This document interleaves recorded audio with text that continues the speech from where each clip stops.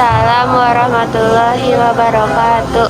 Perkenalkan, nama saya Wula Azandra, absen 17. Perkenalkan, nama saya Raisa Putri, absen 26. Perkenalkan, nama saya Saskia Raisa Putri, absen 30. Perkenalkan, nama saya Dinda Fadila Fianisa, absen 10.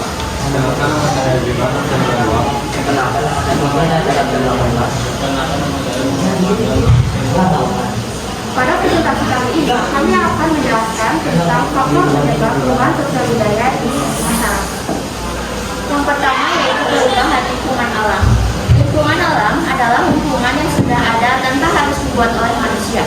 Contohnya, daratan, udara, dan perairan.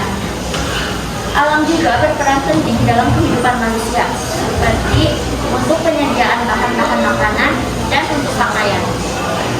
Ada dua faktor yang dapat menyebabkan perubahan pada lingkungan, yaitu faktor manusia dan perubahan. Penyebab perubahan lingkungan karena faktor manusia yaitu penggunaan teknologi secara berlebihan, pemanfaatan alam secara berlebihan, dan pembuangan perlindungan alam. Nah, ada yang tahu nggak contoh perubahan lingkungan alam karena faktor alam? Bencana alam. Ya, bencana alam. Nah, contoh perubahan lingkungan alam yang menyebabkan perubahan dalam masyarakat, misalnya di pantai terjadi tsunami yang menyebabkan tempat tinggal mereka mengalami kerusakan yang sangat besar, harus direlokasi ke lingkungan dataran rendah. Masyarakat pantai yang umumnya bekerja sebagai nelayan harus mengubah mata pencahariannya menjadi petani. Yang kedua yaitu peperangan. Terjadinya perang di suatu wilayah ternyata akan mengalami perubahan terhadap warga masyarakat, yaitu dari cara berperilaku, berpikir, dan berbudaya mereka. Ada yang tahu nggak kenapa bisa kayak gitu? Nggak tahu dong. Nanti aku sekarang akan jelasin ya. Ya. Nah, jadi perubahan itu bisa terjadi karena, kalau perang itu pasti ada yang menang sama yang kalah kan? Ya. Bangsa yang menang ini bakal memaksain kebudayaannya sama bangsa yang kalah. Jadi pada umumnya perubahan besar itu terjadi pada bangsa yang kalah.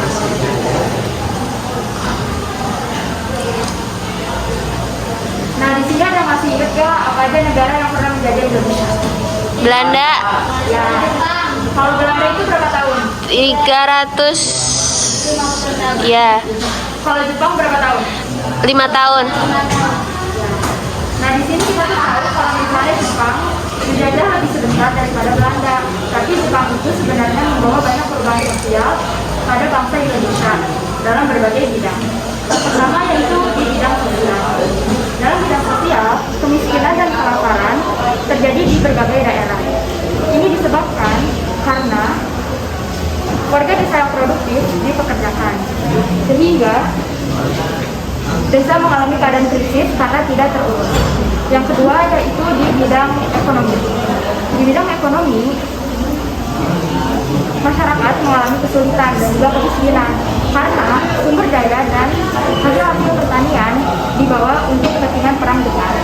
Dan yang ketiga ada bidang budaya.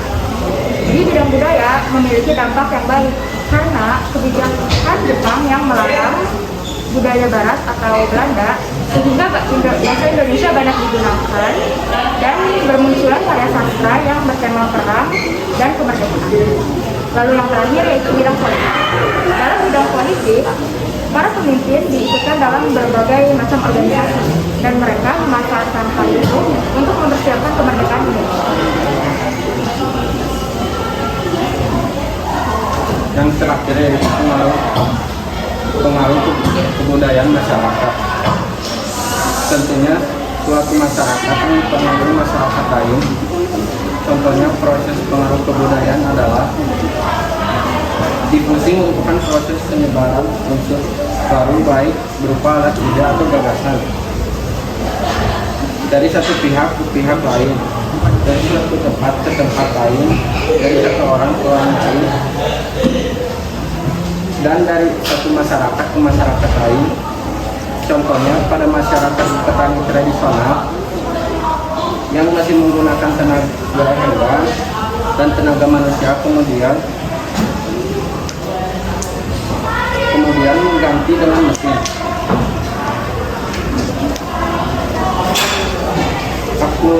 akulturasi terjadi ketika satu kebudayaan tertentu yang dihadapkan dengan unsur kebudayaan asing. Lambat laun unsur kebudayaan asing tersebut melebur atau menyatu ke dalam kebudayaan sendiri atau asli, tetapi tidak menghilangkan ciri kebudayaan lama. Ada yang tahu contohnya apa?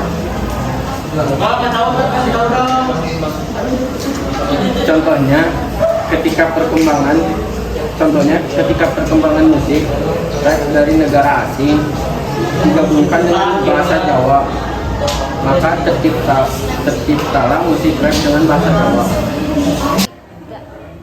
Asimilasi mirip dengan akulturasi, namun bedanya akulturasi sebagai pertemuan kebudayaan yang menghasilkan kebudayaan campuran.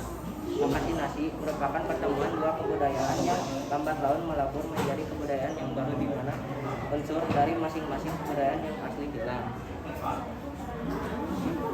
Penetrasi merupakan proses perambasan unsur budaya kepada suatu masyarakat baik secara damai ataupun paksaan. Contohnya adalah pemaksaan kebudayaan yang di bangsa penjajahan kepada bangsa yang dijajah. Inovasi adalah masuknya unsur-unsur kebudayaan asing ke dalam kebudayaan setempat dengan peperangan menaklukkan bangsa asing terhadap bangsa lain. Ada yang tahu contohnya? Ini contohnya invasi waktu Perang Dunia Kedua tahun 1939 sampai 1945. Terus milenarianisme adalah salah satu bentuk kebangkitan yang berusaha mengangkat golongan masyarakat bawah yang tertindas dan telah lama menderita dalam kedudukan sosial yang rendah. Contohnya masyarakat pendalaman yang memiliki sumber daya alam itu sendiri karena dieksploitasi oleh orang asing dan sekarang berusaha untuk bisa mengolah kekayaan dalam mereka sendiri.